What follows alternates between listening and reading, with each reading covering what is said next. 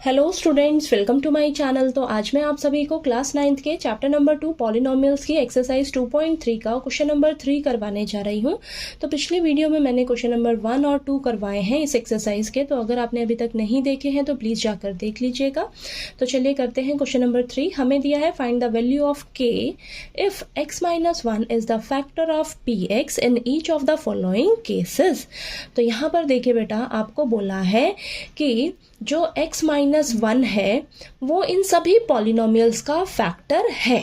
ठीक है, आपको बोला है कि जो x-1 है वो इन सभी पॉलिनोमियल्स का फैक्टर है और आपको k की वैल्यू फाइंड आउट करके बतानी है। ठीक है, तो यहाँ पर हमें बता रखा है कि जो x-1 है वो इन सभी पॉलिनोमियल्स का फैक्टर है।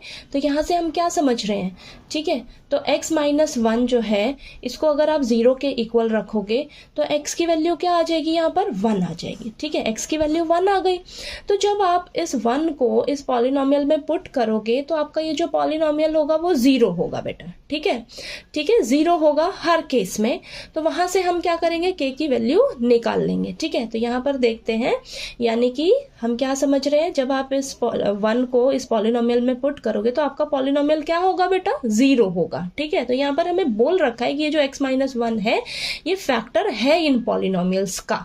ठीक है, तो p1 क्या होगा? 0 होगा। ठीक है, तो अब क्या करेंगे? हम इस पॉलिनोमियल में जहां जहां x है वहां 1 पुट करेंगे।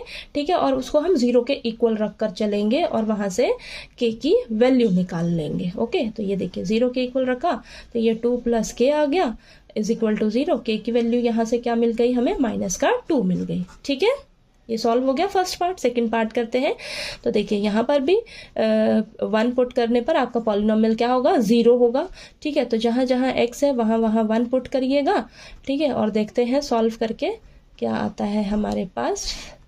तो ये आ जाएगा, इसको 0 के इक्वल रख लीजिए।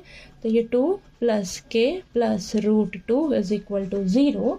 देन k की वैल्यू क्या आ जाएगी? -2 -√2, यानी कि माइनस कॉमन ले लीजिए, 2 + √2 आ जाएगा। माइनस बाहर है। ओके, तो ये k की वैल्यू आपकी निकल गई। ठीक, हमें k की वैल्यू निकालनी है हर केस में।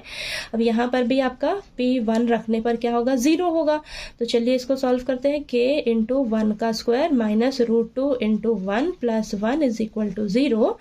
k -√2 + 1 is equal to 0। k is equal to ये आ जाएगा √2 - 1। ठीक है, ये आ गया आपके पास k की वैल्यू। ठीक है बेटा, नेक्स्ट यहाँ पर भी p1 क्या होगा? आपका 0 होगा और k × 1 का स्क्वायर -3 × 1 + k। ठीक है, is equal to 0। k -3 + k is equal to 0। 2k -3 is equal to 0। Then 2k क्या आ जाएगा? Is equal to 3। -3 इधर जाकर पॉजिटिव का 3 हो जाएगा और k के साथ मल्टीप्लाई में 2 है तो उधर जाकर डिवाइड में हो जाएगा। ठीक है, तो ये आ जाएगा 3/2। तो k की वैल्यू क्या आ गई आपके पास? 3/2। ठीक है, समझ में आया आपको ये कैसे करना है हमने? ठीक है, हमें फैक्टर बोला हुआ है कि ये इस पॉलिनोमियल का फैक्टर है x-1। यहाँ से हमने x की वैल्यू निकाली 1। अब 1 रखने पर आपका पॉलिनोमियल जो है वो 0 हो जाएंगे। ठीक है, तो 0 हो जाएंगे तो ये आपका पॉलिनोमियल 0 के इक्वल रखना है आपने सबको और वहां से उसको सॉल्व करके k की वैल्यू निकालनी है हर केस में। ठीक है, क्वेश्चन नंबर 3 क्लियर हो गया आपको। चलिए अब हम क्वेश्चन नंबर 4 करेंगे नेक्स्ट वीडियो में। ओके।